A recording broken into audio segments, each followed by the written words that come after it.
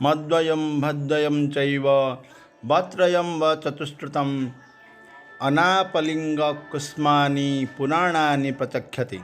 म में 2, भ में 2 और ब्र में 3 और व में 4। अनापलिगकुस्क में 1-1। ऐसे हैं पुराणों के 18 पुराण जो महर्षि व्यासदेव ने रचित किए।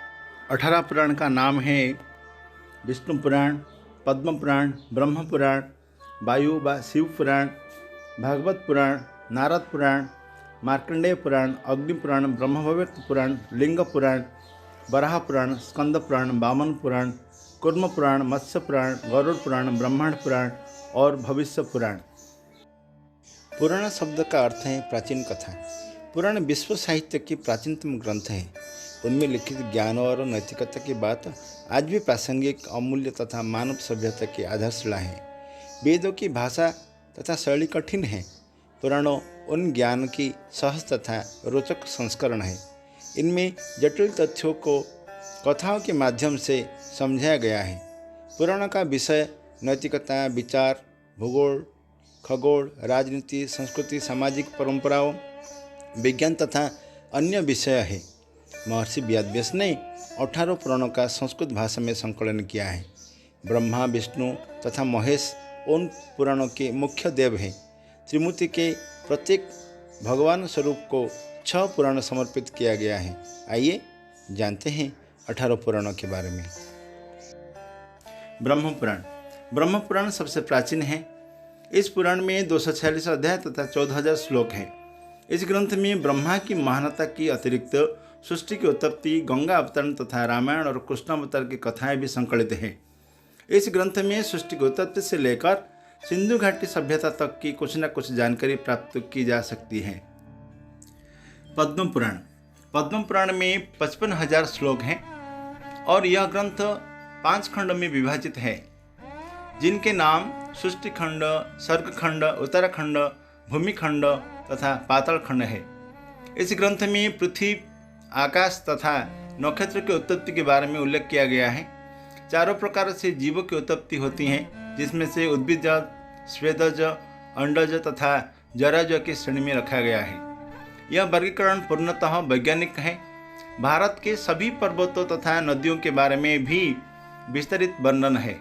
इस पुराण में शकुंतला, दुष्मंत से लेकर भगवान राम तक की कई पूर्वजों का इतिहास है। शकुंतला दुष्मंत के पुत्र भरत के नाम से हमारे देश का नाम जम्बूद्वीप से भारतखंड और पश्चात में भारत पड़ा था। विष्णु पुराण। विष्णु पुराण में 6 अंश तथा 23,000 श्लोक हैं।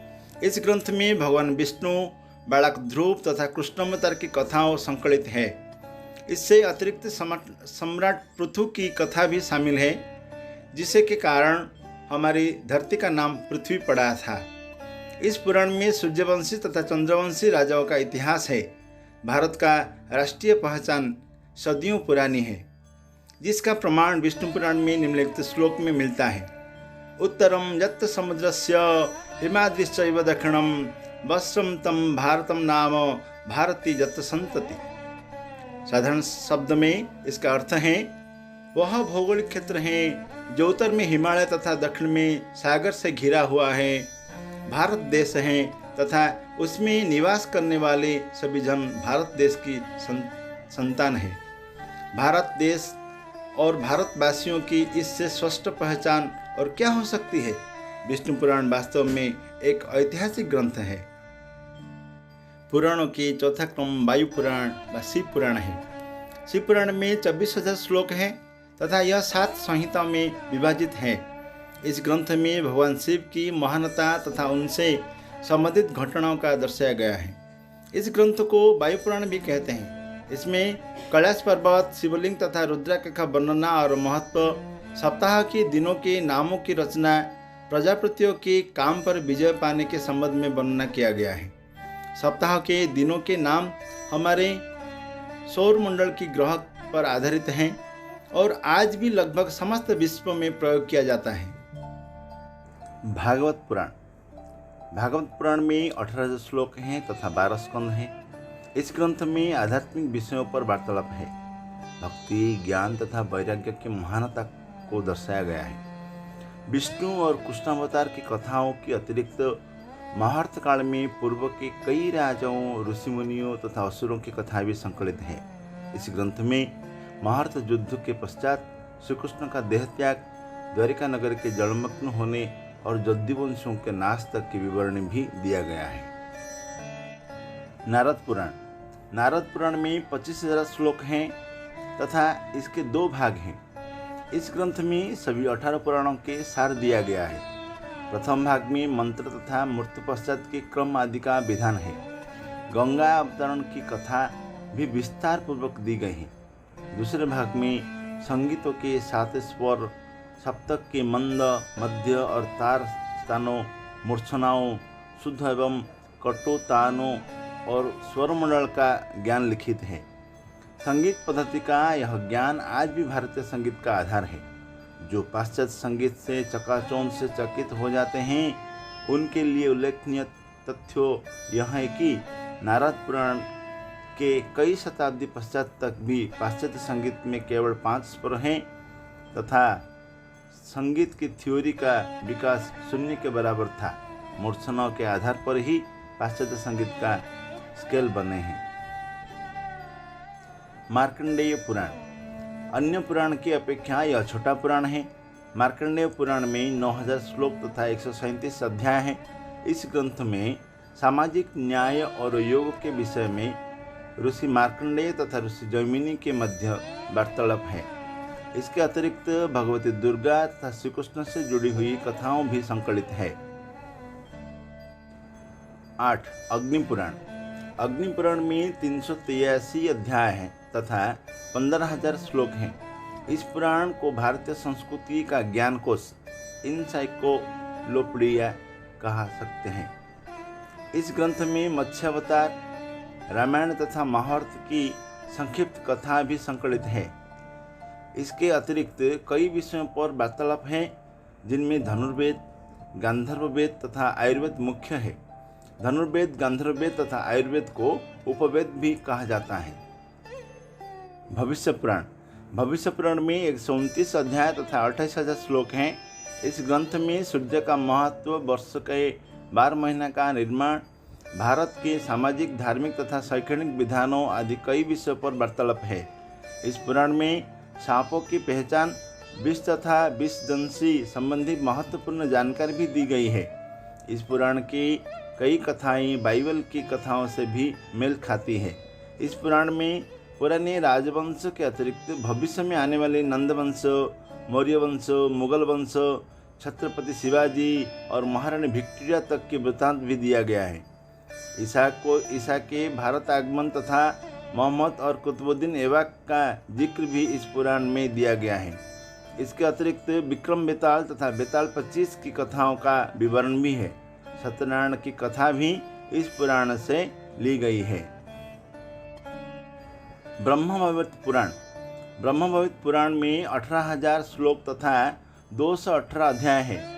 इस ग्रंथ में ब्रह्मा, गणेश, तुलसी, सावित्री, लक्ष्मी, सरस्वती तथा कृष्ण की महानता को दर्शाया गया है तथा उनसे जुड़ी हुई कथाओं संकलित है। इस पुराण में आयुर्वेद संबंधी ज्ञान भी संकलित है। 11वां लिंग पुराण। लिंग पुराण में 11,000 श्लोक हैं और 163 अध्याय है। सृष्टि की उत्पत्ति तथा भौगोलिक काल में युग, कल्प आदि की तालिका का वर्णन है। राजा अम्बरीश की कथा भी इस पुराण में लिखित है। इस ग्रंथ में अधर्व मंत्र तथा अधर्व विद्या के संबंध में भी उल्लेख किया गया है। वराह पुराण। वराह पुराण में 217 स्कंद तथा 10,000 श्लोक हैं। इस ग्रंथ में वराह अवतार की कथा के अतिरिक्त भगवत गीता महात्म्य का भी विस्तार पूर्वक वर्णन किया गया है। इस पुराण में सृष्टि के विकास, स्वर्ग, पाताल तथा अन्य लोक की वर्णना भी दिया गया है। श्राद्ध पद्धति, सूर्य के उत्तरायण तथा दक्षिण का विचरने, अमावास और पूर्णमासी के कारण का वर्णन है। महत्व की बात यह है कि जो भौगोलिक और खगोलिक तथ्य इस पुराण में संकलित हैं, वही तथ्य पाश्चात्य जगत के वैज्ञानिकों को 15वीं शताब्दी के बाद ही पता चले थे। स्कंद पुराण। स्कंद पुराण सबसे विशाल पुराण है तथा इस पुराण में 81,000 श्लोक और 6 खंड है। स्कंद पुराण में प्राचीन भारत का भौगोलिक वर्णन है, जिसमें 27 नक्षत्रों, 18 नदियों, अरुणाचल प्रदेश के सौंदर्य, भारत में स्थित 12 ज्योतिर्लिंग तथा गंगा अवतरण की आख्यान शामिल है।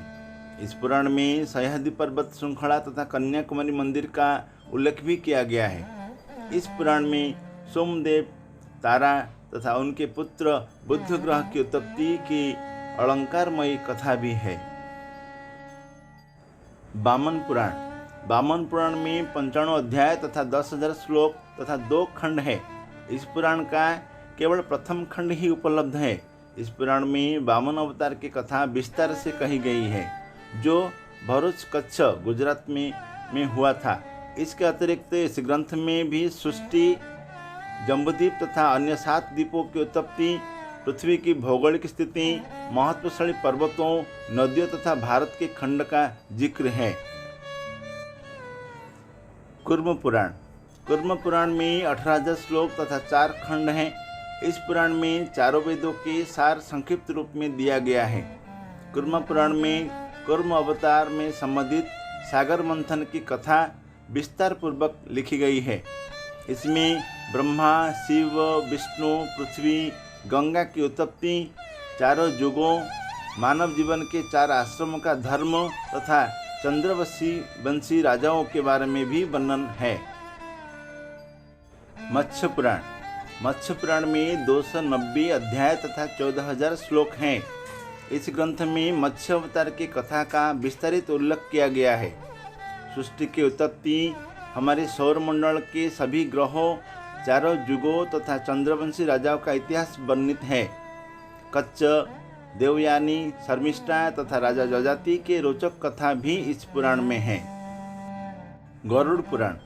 गरुड़ पुराण में 279 अध्याय तथा 18,000 श्लोक हैं। इस ग्रंथ में मृत्यु पश्चात की घटनाओं, प्रेतलोक, यमलोक, नरक तथा 84 लाख योनियों के नरक स्वरूपी जीवन आदि के बारे में विस्तार से बताया गया है।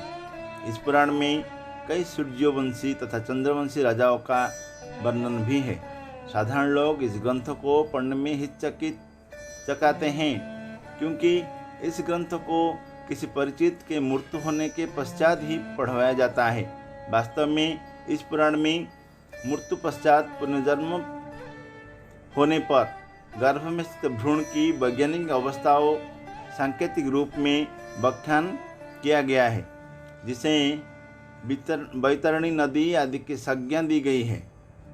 समस्त यूरोप में उस समय का तक भ्रूण के विकास के बारे में कोई भी वैज्ञानिक जानकारी नहीं थी।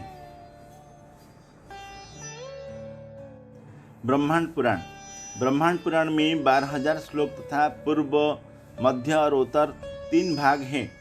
मान्यता है कि अध्यात्म रामायण पहले ब्रह्मांड पुराण का ही एक अंश थी, जो अभी एक पृथक ग्रंथ है।